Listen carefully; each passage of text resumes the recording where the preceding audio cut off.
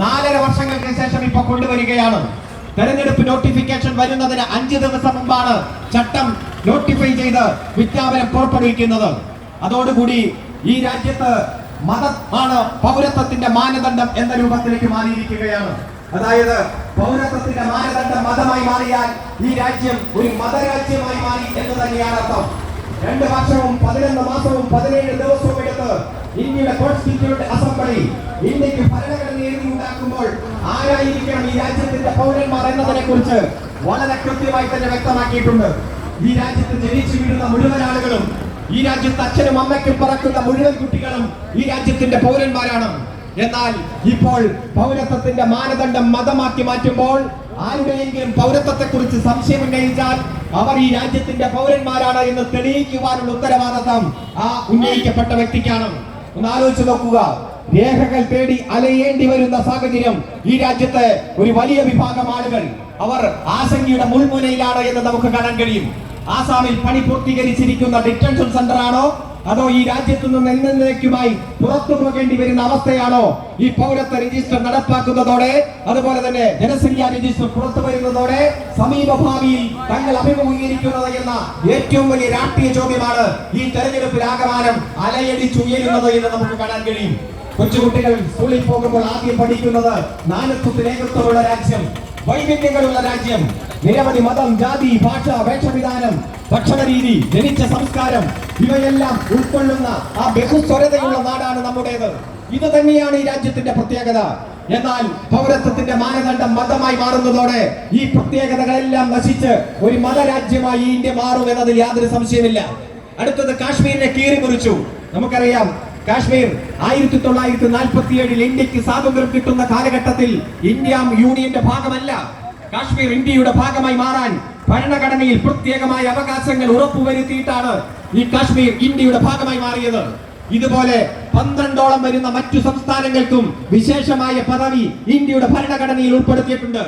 എന്നാൽ ഏറ്റവും കൂടുതൽ ഇസ്ലാം മത വിഭാഗത്തിൽപ്പെട്ടവർ തിങ്ങിപ്പാർത്ത ആ ജമ്മു കാശ്മീരിനെ സംസ്ഥാന പദവി കളഞ്ഞ് ഭരണഘടനാ വിരുദ്ധമായി നോട്ടിഫൈ ചെയ്ത് കേന്ദ്രഭരണ പ്രദേശമാക്കി മാറ്റിയതും കാശ്മീർ ഇപ്പോഴും കലാപകലുഷിതമായ അന്തരീക്ഷത്തിലൂടെ കടന്നു പോകുന്നതും തെരഞ്ഞെടുപ്പുകളില്ലാതെ മണ്ഡല പുനർനിർണയം പോലും നടത്താൻ കഴിയാതെ കർഫ്യൂവിൽ നിന്ന് കർഫ്യൂയിലേക്ക് അടിയന്തരാവസ്ഥയ്ക്ക് സമാനമായ സാഹചര്യങ്ങളിലൂടെ കടന്നു പോകുന്നത് നാം കാണുകയാണ്.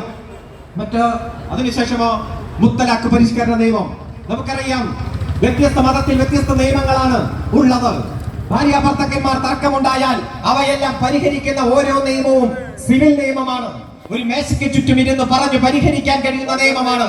എന്നാൽ ഇസ്ലാം മതത്തിലെ നിയമങ്ങൾ മാത്രം ക്രിമിനൽ നിയമമാക്കി മാറ്റുന്നു. ജാമ്യമില്ലാത്ത തരത്തിലേക്ക് ജയിലിലേക്ക് അടയ്ക്കുന്ന നിയമമാക്കി മാറ്റുന്നു. എന്താണ് ഒരു മതത്തിന്റെ നിയമം മാത്രം ക്രിമിനൽ നിയമമായി മാറുന്നത് എന്ന് ചോദിക്കുമ്പോൾ അതിന് മാത്രം മറുപടിയില്ലാത്ത തരത്തിലേക്ക് മാറുകയാണ്. അത് മാത്രമാണോ?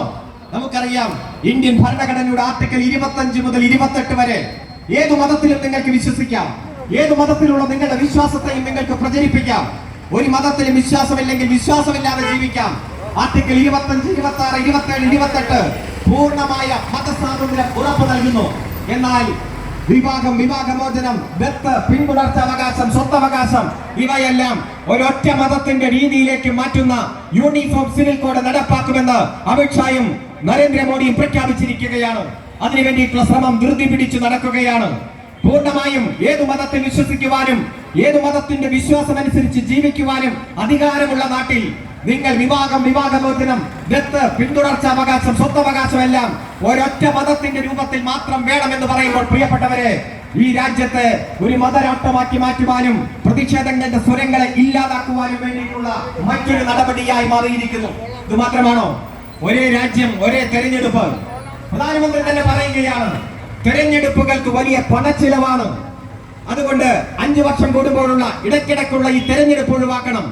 ഏകാധിപത്യത്തിലേക്ക്, സ്വേച്ഛാധിപത്യത്തിലേക്ക് ഈ രാജ്യത്തെ നയിക്കണമെന്ന് വളരെ ഡയറക്റ്റായി തന്നെ പറയുകയാണ്. ഒന്ന് ആലോചിച്ച് നോക്ക്.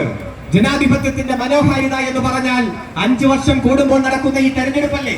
നമ്മുടെ ജനപ്രതിനിധികൾ നമ്മുടെ ആഗ്രഹത്തിനനുസരിച്ച് പ്രവർത്തിച്ചില്ല എങ്കിൽ, ജനങ്ങൾക്കെതിരെ പ്രവർത്തിച്ചാൽ അവർക്കെതിരെ മനസാക്ഷിയുടെ അംഗീകാരം രേഖപ്പെടുത്താൻ കഴിയുന്ന ഈ പ്രത്യേകത തന്നെയാണ് ജനാധിപത്യത്തിന്റെ ഏറ്റവും മഹോത്സവം എന്ന് നാം വിശേഷിപ്പിക്കുന്നത്.